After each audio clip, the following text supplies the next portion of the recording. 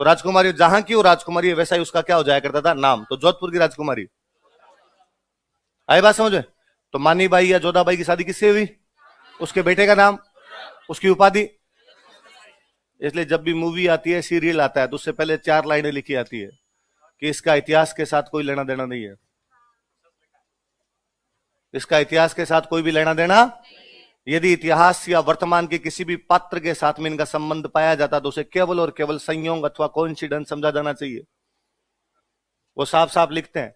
वो और लिखते हैं, हमारा उद्देश्य इतिहास पढ़ाना नहीं बल्कि दर्शकों का मनोरंजन करना है, इसलिए इस कंटेंट को मनोरंजन की दृष्टि से देखा जाना चाहिए। लिखते हैं।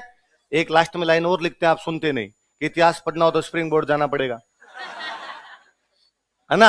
अब वो आपके लास्ट तक पढ़ते नहीं, इसलिए आपको पता नहीं है, बाकी वो पहले से लिख के भेजते हैं। जब जोधा अकबर मूवी आई थी ना, तो आशुतोष गोवारिकर का दैनिक भास्कर में इंटरव्यू आया था। आशुतोष गोवारिकर डायरेक्टर था, उसका इंटरव्यू था। उसने कहा कि मैं जानता हूं इस बात को बहुत अच्छे तरीके से कि अकबर के जोधा नाम की कोई पत्नी नहीं थी।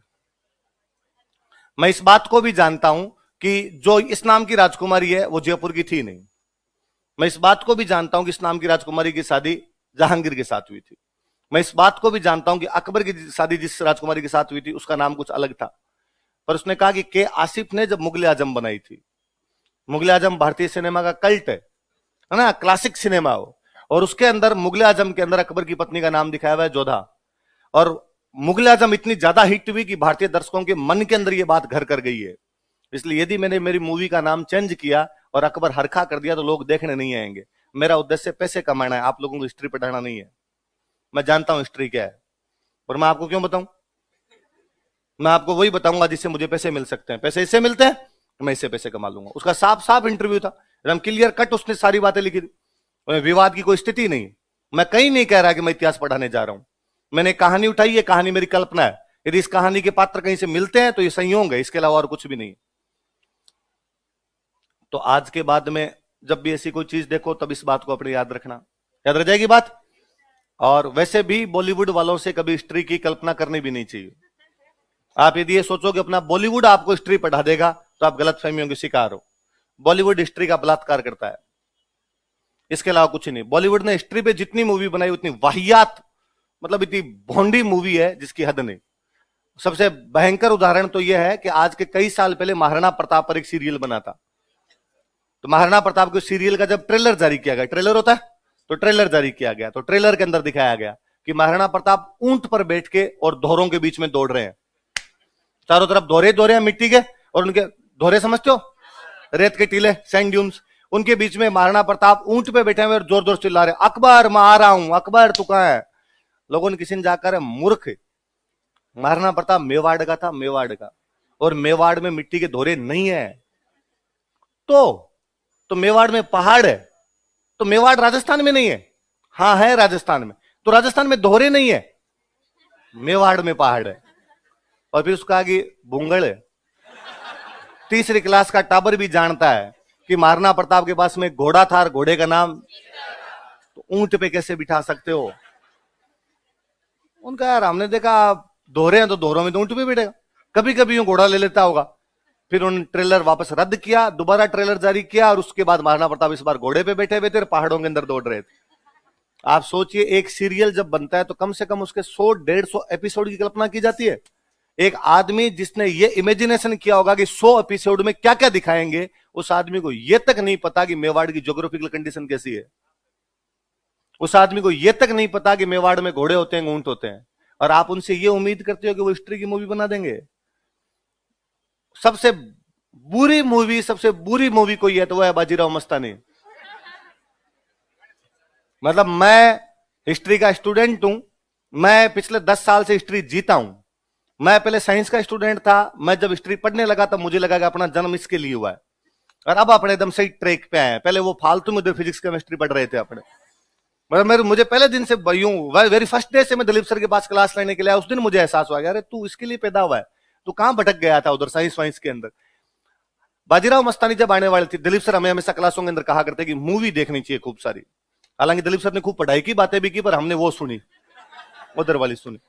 और मेरे याद नहीं आता कि 2010 से लेके और 2017 तक, लगभग 17 के बाद में थोड़ा बिजी ज्यादा रहने लगे, 18 तक ही मान लो लगभग, तो अब बाद में सिनेमा हॉल आपके बंद हो गए, तब तक मैंने कोई फ्राइडे छोड़ा हो जिस दिन मूवी नहीं देखी हो। हर फ्राइडे को मूवी देखी है। कई बार तो यूं वाहियात वाहियात मूवी देखी थे इस चक्कर में कि सर ने कहा मूवी देखने तो देखने, पैसे नहीं है तो उधार मांग के देखने पर मूवी देख के आनी है। तो हम कोई मूवी देखने के लिए गए हुए और मेरे 3-4 रूममेट, हम सारे हिस्ट्री के स्टूडेंट, और सबके दिमाग में हिस्ट्री उतनी रची बसी हुई। बाजीराव हमारा पसंदीदा कैरेक्टर, और दिलीप सर जब क्लास में बाजीराव पढ़ाते थे तो भी हमारे रोम रोम खड़े हुआ करते थे कि यार भारतीय इतिहास का अप्रीतम योद्धा जो 20 साल की उम्र में पेशवा बन गया था और 40 साल की उम्र में मर गया था, अपनी पूरी जिंदगी घोड़े पर निकाल गया था। जब हम बाजीराव के बारे में पढ़ते तब पढ़ा करते थे कि बाजीराव वह राजा था जिसके डर से दिल्ली का बादशाह मुगल बादशाह मोहम्मद शाह रंगीला 3 दिन तक दिल्ली में घुस नहीं पाया था। जब वो केवल 500 सैनिकों के साथ दिल्ली पर आक्रमण कर देता है और मुगल बादशाह की हिम्मत नहीं हुई कि बाहर आके उससे मुलाकात भी कर ले। हम पढ़ा करते थे कि बाजीराव वह पेशवा बना था मराठों का जिसने पुर्तगालियों को रगड़ रगड़ के धो दिया था। हम पढ़ा करते थे कि उसने हबसियों को पिटा था अरब सागर के अंदर जाके। यार बाजीराव वो चीज था। हम और बाजीराव के बारे में पढ़ा करते थे कि बाजीराव ने अपनी जिंदगी में कभी किसी से मुस्कुरा के मुलाकात नहीं की थी। बाजीराव से लोग केवल डरते थे, डरते थे और डरते थे। बाजीराव से कोई प्यार नहीं कर सकता था। बाजीराव से लोग डराई करते थे, न कोई नफरत करता था, न उसे प्यार करता था। बाजीराव का ऑरा ही अलग था। बाजीराव अपने घर नहीं गया होगा, इतना वो युद्धों के अंदर यूं रहा करता था कि किसी पेंटर ने एक बार बाजीराव की एक पेंटिंग बनाई। दिल्ली के मुगल बादशाह मोहम्मद शाह रंगीला ने कहा कि अरे बाजीराव दिखता कैसे है, इसकी पेंटिंग तो बनाई जानी चाहिए। तो एक पेंटर पेंटिंग बना के लाया।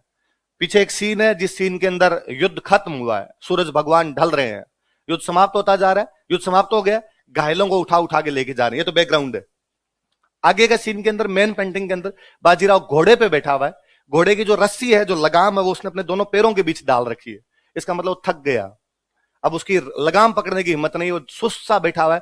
घोड़ा अपनी गति से मंत्र गति से जा रहा है। इसका मतलब वो पूरे दिन युद्ध लड़ा और युद्ध लड़ने के बाद शाम को वापस जा रहा है, और वापस जा रहा है, थक गया, तो उसने अब घोड़े का चल तेरे हिसाब से ले चल जहां लेके चलना है।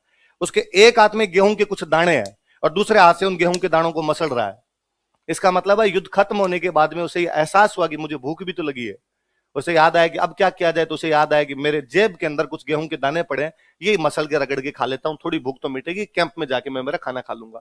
चित्रकार इसके माध्यम से बताना चाहता है कि उस व्यक्ति ने भूख की भी कभी ये नहीं किया कि मुझे भूख लग गई। उसके जिंदगी का एक ही उद्देश्य था, वो उद्देश्य था युद्ध। वो युद्धों में कितना मशगूल रहता होगा कि उसे भूख की भी कभी चिंता। कहते मोहम्मद शाह रंगीला के सामने जब ये पेंटिंग रखी गई, केवल पेंटिंग रखी गई, तो मोहम्मद शाह रंगीला ने उस पेंटिंग को देखेगा, साइड में लो, डर लगता है मुझे इसके व्यक्तित्व ऐसे, इसकी फोटो से डर लगता है। ये बाजीराव हुआ करता था बेचारा। हम जब मूवी देख रहे थे, ट्रेलर देखा, ट्रेलर आया बाजीराव का, ट्रेलर आया, हम सर और बाजीराव आ रही है, बाजीराव आ रही है। कब आ रही है पता चला था, इतनी तारीख को आ रही है। इतनी तारीख को तो पक्का देखने आएंगे। उस दिन कोचिंग से हमारी बंक। मेरी सारी मूवियां जिंदगी की नाइट शो में देखी हुई है कि भाई नाइट शो के अंदर दिन में कोचिंग वोचिंग होती है, शाम को 9 से 12 देख के आएंगे अपने। वो मूवी एकमात्र ऐसी है जो हम दिन के अंदर देख के आए थे, पहले शो के चक्कर में कि हिस्ट्री की मूवी है, फर्स्ट डे फर्स्ट शो देखेंगे, रुपए एक्स्ट्रा दिए, फर्स्ट शो के रुपए एक्स्ट्रा लगते थे। नाइट शो में जाने का एक कारण यह भी होता था कि नाइट शो तक जाते जाते टिकटों के रेट कम हो जाते, स्टूडेंट लाइफ में पैसा ज्यादा मायने रखा करता था, तो हम नाइट शो के अंदर जाया करते। पहले शो के अंदर फिर लाइनें लगती, पहले शो के अंदर उन लाइनों में घुस के धक्का मुक्की करके जैसे तैसे टिकट कबाड़ के एक्स्ट्रा रुपए दे के अंदर गए। सिनेमा हाउसफुल, भयंकर भयंकर, लोगों को टिकट नहीं मिल रहे, बाहर ब्लैक में टिकट बिक रहे, और हमें लगा आज मजा जाए। और जैसे वो मूवी शुरू होती है, उसके पहले सीन से हम निराश थे, निराश थे और निराश थे। उसके वेरी फर्स्ट सीन में, मतलब 2-3 सीन छोड़ के एक सीन है जिसके अंदर मराठों का राजा, जिनको छत्रपति बोला करते थे, महाराज छत्रपति शिवाजी के पोते महाराज छत्रपति साहू जी महाराज अपने सिंहासन पर बैठे हुए, उनके सिर पर सफेद साफा है। कैसा साफा है? सफेद साफा बंधा हुआ। और वो देखते ही मेरे पास में जो बैठते उन्होंने कहा, अरे इनको यही नहीं पता कि यार मराठे साफे बांधते ही नहीं थे। मराठों की पगड़ियां हुआ करती थी, शिवाजी के जो पगड़ियां सी दिखाई, टोपी सी गोल सी। तो मैंने कहा अरे और देखो, साफे का रंग व्हाइट है। राजाओं के साफे रंगीन हुआ करते थे, व्हाइट कभी होते ही नहीं थे। व्हाइट साफा शोक में बांधते थे, राजा के शोक होता ही नहीं था। राजा के लिए कहते राजा को शोक नहीं हो सकता और किसी के भी शोक हो सकता है। तो ये व्हाइट साफा और दिखाया इन्होंने। इतने में थोड़ी देर को आगे और सीनियर किसी ने कहा, अब ये जो संधि है ना, ये मूंगी शिव गांव की संधि है। पर इसने नाम तो नहीं बताया। अरे नाम वाम नहीं बताते, तो अपने हिस्ट्री वाले जानते हैं। और ये जो जिससे संधि हो रही नहीं, बंदा जो दाढ़ी वाला बंदा बैठा है, चिनकलीज खान है, हैदराबाद वाला चिनकलीज खान है, जिसके साथ में पाल खड़ा का युद्ध लड़के थे, पाल खड़ा का युद्ध गए। हाँ, मूंगी शिव गांव की संधि। अब दिखाएंगे संधि के बारे में। ये वाहियात तरीके से बातचीत है वो, कि दो राजाओं की बातचीत को कैसे वाहियात दिखा सकते हैं, तो वो सीन देखा जाना चाहिए। बाजीराव इधर बैठा है, हैदराबाद के राजा के साथ संधि कर रहा है। हैदराबाद के राजा को बोलते थे निजाम, क्या बोलते हैं? और बाजीराव कह रहा है फलों में राजा होता है आम, दक्षिण भारत के राजा को कहते हैं निजाम। दो राजा आपस में बातचीत ऐसे करते हैं, आम आम निजाम निजाम। अंताक्षरी शुरू करते हैं, मैं से खत्म हुआ है, मैं से शुरू करो। यार यदि ये सीन दिखाना था तो मैं आम आम निजाम निजाम दिखाने थे, तो बाद में तो दो राजाओं के बीच में लेटर में ऐसी बातें भी दिखा दो कि खून से खत लिखता हूं सही मत समझना, या सीसी भरी गुलाब की इन पत्थर से तोड़ दो, लेटर का जवाब नहीं है तो खाना पीना छोड़ दो। ये तुकबंदियां दिखानी है तुम्हें, तो तुकबंदी तो ये भी बनती है, ये भी दिखाई जानी चाहिए अपने आप के अंदर। बाजीराव इतना गलत पोर्ट्रेट है बेचारा, इतना गलत पोर्ट्रेट है कि मेरे को कभी कोई पूछे, भगवान कभी आगे पूछे कि जिंदगी में एक चीज डिलीट करनी हो तो क्या किया जाए, मैं बाजीराव मस्तानी डिलीट कर दूं कि मैं उस मूवी को याद नहीं रखना चाहता कि यार ऐसे कैसे कर सकते थे। हमने जो इमेज बनाई थी उस इमेज को आपने चकनाचूर किया है, कोई डिमोलिश कैसे कर सकता है बाजीराव की इमेज को, वो है। मैं कहता हूं वो तो हम हिस्ट्री पढ़े में इसलिए हम जानते हैं कि इसमें बहुत गलत पोर्ट्रेट है। जो हिस्ट्री नहीं पढ़ा हुआ है वो बाजीराव को उसी तरीके से पोर्ट्रेट करेगा, उसके दिमाग में आएगा कि बाजीराव ढोल पीटता था। और उतनी रणवीर सिंह की वाहियात एक्टिंग है उसके अंदर। हमें सबसे ज्यादा गुस्सा तो बाद में इसमें इस बात पर ही आया कि इसमें रणवीर सिंह बाजीराव है। बाजीराव डाकी आदमी था, डाकी, क्योंकि 6.5-7 फीट की हाइट रही होगी, लंबा चौड़ा शरीर में, काला कोजा भूंडा, इतना गंदा था बाजीराव, शकल का इतना गंदा हुआ करता था। उसमें एकदम गोरा चिट्टा सा बाजीराव दिखाया हुआ, रणवीर सिंह बाजीराव दिखाया हुआ, जिस व्यक्ति का अभी तक जेंडर तय नहीं हो पाया है। वो घाघरे पहन के घूमता रहता है। आपको बाजीराव दिखाना है, आप बाहुबली मूवी वाला जो भल्लाल देव है, उस भल्लाल देव राणा डगुबटी है, उसको दिखाओ आप। और मैं तो कहता हूं कभी मैं बनाऊंगा मूवी, यदि मेरे पास किसी दिन इतने रुपए हुए कि मैं मूवी बनाऊं, तो मैं चाहूं कि बाजीराव की पीछे से केवल गर्दन दिखाई जाए, तो उसमें भयंकर उसके केवल कंधे दिखाए जाएंगे। क्या भयंकर डील का आदमी है यार वो, और उस तरीके से दिखाया जाए उसको। और यहां इतनी वाहियात एक्टिंग दीपिका पादुकोण की है। उस मूवी को यदि मैं किसी बात के लिए याद रखना चाहता हूं तो प्रियंका चोपड़ा। प्रियंका चोपड़ा अपनी एक्टिंग के चरम पर है उसमें। प्रियंका चोपड़ा की 2 मूवियां उसकी एक्टिंग के लिए देखनी तो हमेशा देखी जानी चाहिए, बर्फी और बाजीराव मस्तानी। बर्फी के शुरुआत के 5 मिनट तक हमें यह एहसास होता है कि वास्तव में कोई गूंगी लड़की है। शुरुआत के 5 मिनट तक दो कैरेक्टर, मुझे हमेशा लगे कि 2 कैरेक्टरों में हम पहचान ही नहीं पाए कि कैरेक्टर वही है जिसको हम देखते हैं। या तो तन्नू वेट्स मनो में सेकंड वाले पार्ट में कंगना रनौत का दत्तो वाला कैरेक्टर, जो दत्तो वाले कैरेक्टर में आती है, लगती है कि हरियाणवी लड़के इसके दांत बाहर निकले हुए, लगती नहीं कि कंगना रनौत है। 2-4 मिनट बाद लगता है अरे ये बोल तो वैसे ही रही है, अरे डबल रोल के अंदर ये कंगना रनौत है।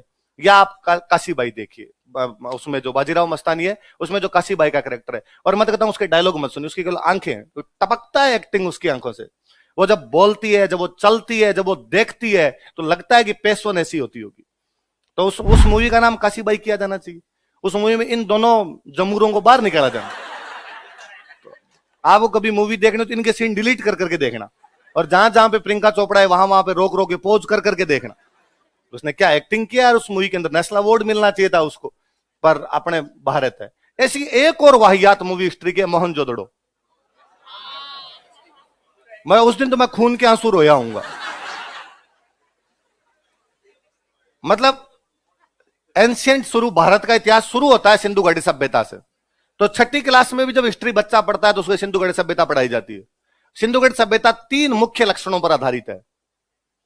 वह सभ्यता हथियारों से रहित थी, हथियारों से, उस सभ्यता, वह एक शांति प्रिय, इसका मैं दूसरा अर्थ बताऊं, वह एक शांति प्रिय सभ्यता थी।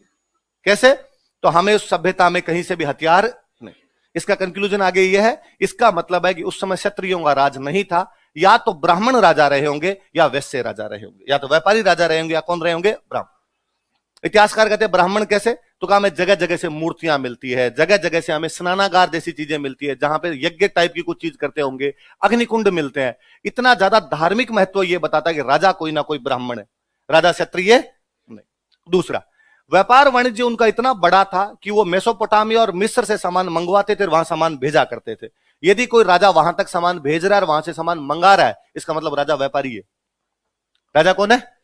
क्षत्रिय होता तो पक्के लड़ाई करते, और लड़ाई करते तो हथियार मिलते, और हमें सिंधु घाटी सभ्यता में खोजने पे भी हथियार नहीं मिल रहे।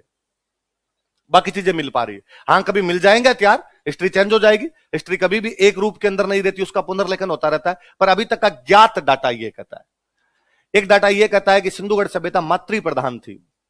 कैसी थी? महिला प्रधान सभ्यता थी। उसका भी रीजन वही जोड़ा जाता है कि चूंकि महिला प्रधान थी इसलिए हथियार नहीं। पुरुष होते तो पक्के लड़ते कहीं ना कहीं, महिलाओं की चलती है इसलिए लड़ाइयां वगैरह ज्यादा नहीं हुई, थोड़ी शांति प्रिय सभ्यता रही होगी। फिर सिंधुगढ़ सभ्यता कृषि प्रधान सभ्यता थी, और जो एग्रीकल्चर बेस्ड सोसाइटी होती है उनमें हमेशा महिलाओं की ज्यादा चलती है।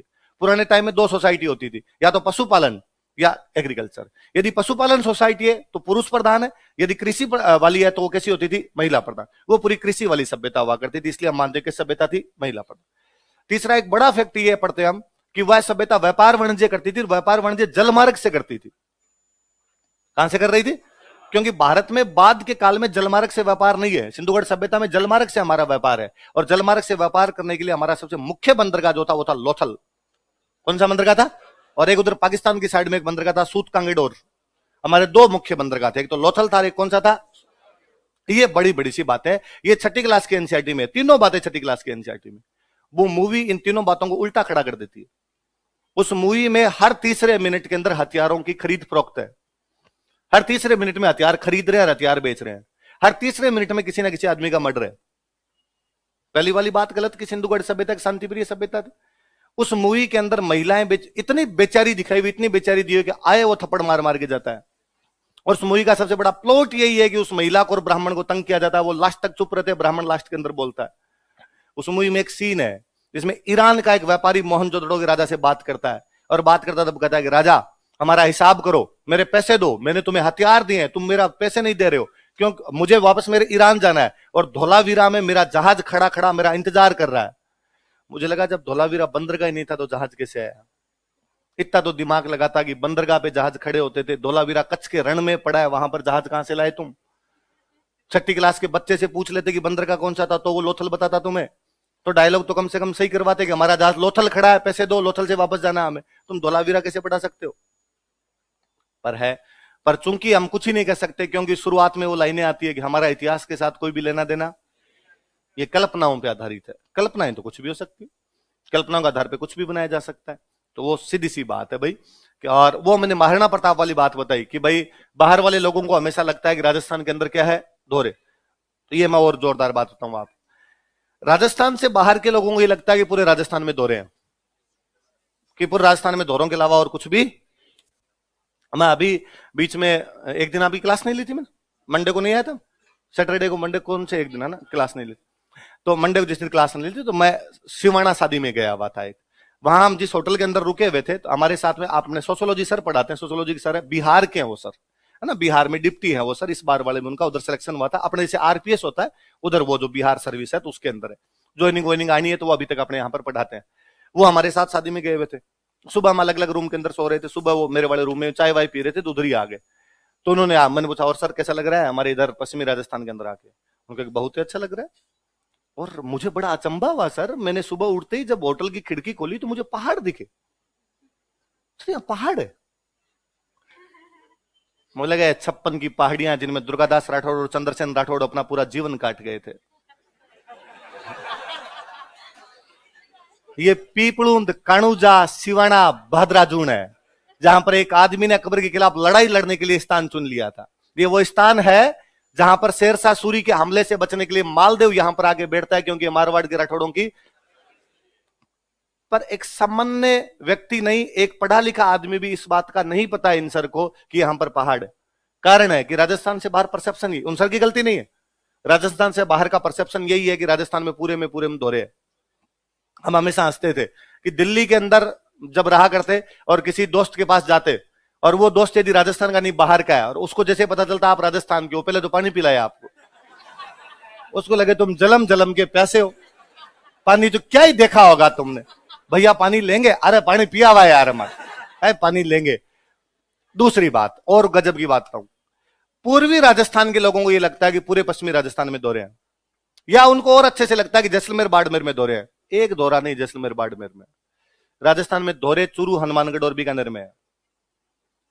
धोरों वाला जो राजस्थान है वो चूरू, हनुमानगढ़ और बीकानेर है। मरुस्थल का मतलब ऐसा स्थान जहां पर कुछ भी होता वो पहाड़ भी हो सकता है। वो क्या हो सकता है? कश्मीर के अंदर मरुस्थल पड़ा है, पूरा पहाड़ है। मरुस्थल का मतलब लोग समझते हैं गर्मी है, वो गोभी वाला मरुस्थल बड़ा पूरा ठंडा है।